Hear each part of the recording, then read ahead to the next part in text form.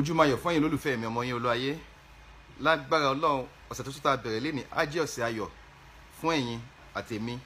èyí tó bá ń tajà nù wa àrítajé ṣe lẹ́ni èyí tó bá jẹ́ kọ́ńtrátọ̀ nù wa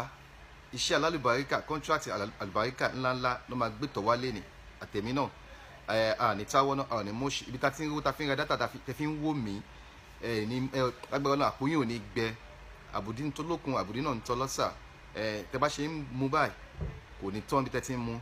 àti gbogbo ẹ̀yin tẹ́ bá ti jẹ́ pé tẹ́ bá ti rí fídíò mi báyìí ẹ máa kílìkì lórí ẹ máa wò ó ẹ máa kẹ́tílẹ̀ ẹ máa fẹ́ gbọ́ nǹkan tí mo fẹ́ sọ mo wá mọ̀ sọ ni mi ò mọ̀ sọ bẹ́ẹ̀ ẹ tún yìí ń fẹ́ tọ̀dọ̀ mi àìní fẹ́ mi mọ́ Ọlọ́run ní fi sáàrin wa lágbára Ọlọ́run bẹ́ẹ̀ ṣe nífẹ̀ẹ́ mi tó yẹn náà Ọlọ́run á bá mi nífẹ̀ẹ́ yín náà mo dúpẹ́ pé òkun yà nínú Ramadan láwa Ọlọ́run wọlá nínú Ramadan gbogbo ẹ̀ṣẹ̀ tá a ti dá àbí tó dá sí wa lọ́rùn àbí táwa dá sí èèyàn lọ́rùn ni Ọlọ́run bá aláwọ̀ àbí àforíjì kọ̀ọ̀kan nu gbogbo pátápátá mo ṣẹ́rí picture tẹ́ ń wò lójú screen yẹn mo fẹ́ sọ̀rọ̀ lórí ẹ̀ pẹ̀lú fídíò kan mo jam picture yẹn lánàá ni caption tẹ́ni yẹn fi sórí picture yẹn mo mọ̀ kọ́ tẹ́ni kó má bàa dá rògbòdìyàn sílẹ̀ bọ̀ máa sọ̀rọ̀ lórí ẹ̀ ṣe rí nǹkan tó wà nù tí picture yẹn entails ni pé ẹni yẹn kọ́ síbẹ̀ pé seniority wà pé ọ̀gá ti wà tipẹ́tipẹ́ nǹkan túmọ̀ sí Yorùbá bẹ́ẹ̀ pé ọ̀gá ti wà tipẹ́tipẹ́ láàrin Currency àti Malaika mo wá fẹ́ ṣàlàyé nǹkan tí ò yé ẹni yẹn mo fẹ́ ṣàlàyé fún wọn torí pé iṣẹ́ ta fi rán gúnugún òun ni kó jẹ bọ́ iṣẹ́ ta fi rán àkàlàmàgbò òun ni kó jẹ nǹkan míì tí mi fẹ́ dárúkọ iṣẹ́ ta fi rán mi ni pé kémi sọ̀rọ̀ tó mọ́gbọ́n wa tó ní làákàyè wa kí n ṣàlàyé ní tí ó bá yé àwọn èèyàn lórí ọ̀rọ̀ olórin dé any genre of music ni tó bá ti wù mí kí n sọ̀rọ̀ lórí ẹ̀ mo máa sọ̀rọ̀ lórí ẹ̀ iṣẹ́ ta fi rán mi nìyẹn tèmi mọ̀ ọ́ ṣe nìyẹn tí mo dẹ̀ ń ṣe iṣẹ́ tí mò ń ṣe nìyẹn so ẹ má rí bí àṣejù ṣe wá rí picture yìí ẹni yẹn kọ síbẹ̀ pé seniority ti wà ẹni yẹn fancy kọta Currency ni tó túmọ̀ sí pé Currency ó wà superior sí Malaika torí pé picture tó gbé síta lórí page yẹn Malaika wọ́n gbé picture Malaika yẹn ó kéré tí Currency wá tóbi ìdí picture yẹn lélẹ̀ picture yẹn ya 2003 ni wọ́n ṣe album yẹn ó yẹ kí Malaika kó wà ní side A which is side 1 kí Malaika wà ní kó appear ní side 2 náà ṣùgbọ́n side 1 nìkan ni Malaika ṣe nínú album Golden Mother tẹ́ ń wò yẹn àwọn Youngstar Entertainment nìbàdàn ni wọ́n promote album yẹn Youngstar Entertainment yẹn wọ́n ti kọ́kọ́ ṣe rẹ́kọ̀dù kan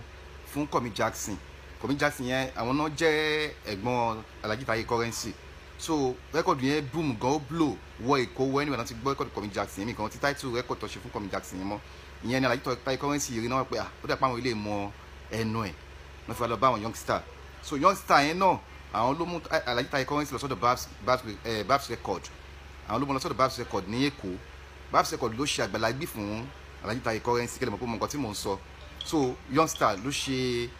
bí wọ́n ṣe rẹ́kọ̀dù yẹn ló ṣe agbátẹrù bó ṣe rẹ́kọ̀dù yẹn àwọn ló mú lọ sọ́dọ̀ Babs Record lẹ́kọ̀ọ́ so Youngstar yẹn náà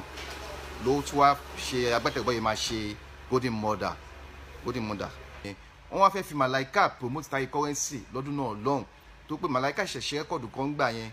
recompense lẹ́yìn yẹn ló wá ṣe CNN Malaika hot lọ́wọ́ Malaika hot in town gbà yẹn wọ́n pé Malaika kọ́fì promote Taye Currency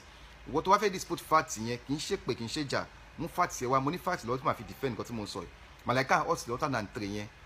táìmì Malaika ó ṣe recompense lẹ́yìn yẹn wọ́n wá ṣe CNN yẹn gbà yìí nílé lóko so wọ́n wá fi Malaika promote Taye Currency ni àwọn Youngstar Entertainment yẹn Jelly Badmus ní chairman wọ́n gbà yẹn tí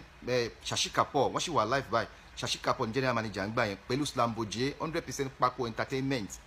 àwọn tó organize record yẹn gbà yẹn pé kọ́ lè fi promote Taye Currency nìbàdàn wọ Èkó ń gbà yẹn náà fi wá record iṣẹ́ yẹn lẹ́kọ̀ọ́ so Youngstar yìí wọ́n ti contract Malaika pé wọ́n máa ṣe side 1 side 2 but inú studio ni wọ́n wà Malaika ti ṣe side 1 yẹn wá kọ Currency wá kọ nǹkan nínú boots lọ yàrá tó bá mọ báyìí ẹ̀kọ́ láti yé ó wá kọ nǹkan nínú boots nígbà yẹn pé Àlàó ń sá lọ iná kínkí gbé ẹwà Àlàó ìyẹn ló wá bí Alhaji Malaika nu pé ayé rubbish wò lélẹ̀ àti gbà yẹn ni misunderstanding ti wà láàrin Currency àti Malaika ìwọ́jú mi èmi ò jù ẹ́ ló ti wà láàrin Currency àti Malaika fún ẹ̀yin tẹ́ ẹ bá mọ̀ ní tó fa ìjà wọn gangan nìyẹn ǹjẹ́ bóyá wọ́n ti mọra rí tẹ́lẹ̀ tó ń bára wọn jà 2003 ni rift yẹn ti bẹ̀rẹ̀ láàrin wọn ìyẹn ló wá máa lead sí fídíò tó fẹ́ play fún yìí tó ọ̀rọ̀ yẹn tabá pàṣọ ẹ wo fídíò yìí náà. Bóyá àsìkò ní kálukú òwe sọ̀rọ̀ kò ní fọwọ́ àwọn mi.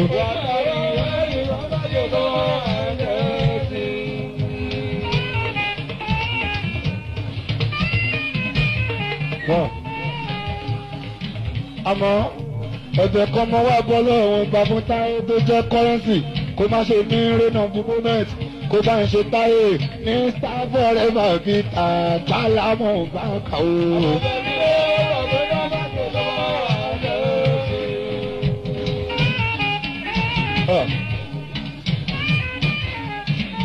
Wáṣíwá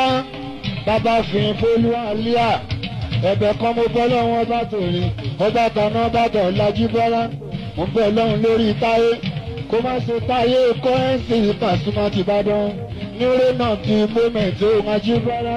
kó bá ṣe ní sábọ̀ rẹwà òbí tàgbà lámọ̀ yéèrè òbá kan ọba ṣe kọ́rọ̀ ẹ̀yà mo wá ìkúkú mi rú ẹ̀jẹ̀ kò máa yọ̀ ẹ̀jẹ̀ kò máa yọ̀ wọ́n mú o ṣé o bá mi ṣàìdí ìṣàṣọ o ẹ̀jẹ̀ kò máa yọ̀ wọ́n o àgbàlagbà ẹ̀gbọ́n àgbàlagbìrò kó wá yọ̀ kó wá yọ̀ àgbàlagbà ẹ̀gbọ́n àgbàlagbìrò àgbàlagbà àgbàlagbà tó dàgbà láti lọ ìgbà kan àwọn sọ wọ kéré kankan ní Ìbàdàn jí bára gbogbo èkó kó mọ̀ ṣe dákú àgbà lábìyẹ ojú rẹ̀ kọ̀ọ̀rọ̀ sí. àwọn èmi àgbàlá náà tó jẹ́ agbára bí ọ̀rọ̀ àgbàlá náà tó jẹ́ agbára bí ọ̀rọ̀. kéléré kan máa lọ torí èyí kó máa dákú èjì rẹ̀ tán ó kọ́rẹ́nsì ó ní gbogbo Ìbàdàn ọmọ mi lè jẹ ní gbogbo Èkó gbogbo ọlọ́jọ́mọ̀ ṣètò ìjọ orí abíkí sáà ní ọmọ mi dẹ̀ lè jẹ táyé kọ̀ ṣe. èmi àgbàlámọ̀ tó jẹ́ agbára bí ọ̀rọ̀ àgbàlámọ̀ tó jẹ́ agbára bí ọ̀rọ̀. ṣe rí Pasuma ó yẹ ká máa study Paso as a course in University of Polytechnic ni Paso ẹni tí Pasuma ti fẹ́ràn ó máa ń difficult fún wọn láti yọ ẹni yẹn kúrò lára wọn nígbà yẹn Currency ti wá pé ìgbà tí rẹ́kọ̀dù yẹn jáde rẹ́kọ̀dù yẹn Àgbàlagbì yẹn tà gan Currency bẹ̀rẹ̀ sí ní bẹ́ káàkiri òun Àgbàlagbì tó ju kinní kan lọ Pasuma fi jáde pé òun Àgbàlámọ̀ tó ju Àgbàlagbì lọ Àgbàlagbì ọmọ òun ni ẹ má bàjẹ́ máa yẹn kéré àárín tó pé báyìí náà Màláíkà ti bọ́ta Màláíkà náà ti pe àwọn ní àgbà kinní kan so ó ṣàti di superiority fight láàrin Currency àti Màláíkà ń gbà yín Pasuma sọ pé òun kọ́ ọ tẹ́yìn bá lágbà kinní kan òun Àgbàlámọ̀ tó ju Àgbàlagbì lọ so ọmọ òun làgbàlagbì bàbá ẹ̀ làgbàlámọ̀ wọ́n fi clarify lórí stage ńgbà yẹn Pasókè wọn fẹ́ ṣe Màláíkà ńgbà yẹn wọn dẹ̀ fẹ́ ṣe Currency náà wọ́n ṣe wá lo wisdom láti clarify àárín yẹn fẹ́yìn tẹ́ bá mọ̀ torí fídíò yẹn oríṣiríṣi ló ti send fídíò yẹn sí mi mo ṣe ní màtó àti kò bá ti tó láti sọ̀rọ̀ lórí fídíò yẹn màá sọ so rẹ́kọ̀dù Golden Mother yẹn wọn ò parí ẹ̀ Màláíkà ò jẹ́ ṣe side 2 ní Golden Mother yẹn torí pé nǹkan tí Currency sọ fún wọn nínú side 1 yẹn kò tẹ́ wọn lọ́rùn pé báwo ni Currency máa yájú sáwọn orú ìwà tó wù yẹn kò dáa deni àwọn youngster entertainment wọn sí in town mọ̀ torí rẹ́kọ̀dù yẹn affect wọn Màláíkà lè kó promote iṣẹ́ yẹn lè kó fi ta iṣẹ́ yẹn dáadáa wọ́n ṣe wà lọ gbé Báyọ̀ Àkànní wá Báyọ̀ Àkànní ló wá ṣe side 2 rẹ́kọ̀dù yẹn instead of Màláíkà. pẹ́pẹ́kẹ́ lẹ́pẹ́kẹ́ lóhùn agogo bódìgbà bódìṣẹ́ lóhùn arére òròkìlà wa TV lógbòde ẹ má pẹ́ gbóhùn mi mo gbére ládé aráalé èrò ọ̀nà ẹ mọ́ bò wá gbóhùn mi èmi àpèkẹ́ àjọbàtà ọmọdé ọmọ bàálù ràwọ̀ ìjẹ́ ti gbọ́ nípa TV tó gbòde òròkìlà wa TV òun lọ́gbòde òun là ń sọ lọ́wọ́lọ́wọ́ ẹ̀tún yáyá ẹ̀tún kiri wá kẹ́ ìyá lọ sí òròkìlà. Òròkìlàwà TV kẹwàá gbádùn àwa kò sí ohun tẹ́ ẹ fẹ́ tí ò sí mbẹ̀ gbogbo ẹ̀ níbẹ̀ mbẹ̀ pátápátá àṣà wa ní ìṣe wa ní bó ṣe yẹ ká máa ṣe gbogbo ẹ̀ níbẹ̀ mbẹ̀ pátápátá pé ká ògbó ní sọ bẹ́ẹ̀ ọjà rẹ̀ àpè ká ògbó lọ sọ bẹ́ẹ̀ wọn yíyá òwì kò ní tán lọ́wọ́ yín o kò ní tán lé yín kò ní tán lọ́wọ́ yín o kò ní tán lé yín ẹ̀yin olólùfẹ́ àwa kò ní tán lọ́wọ́ yín.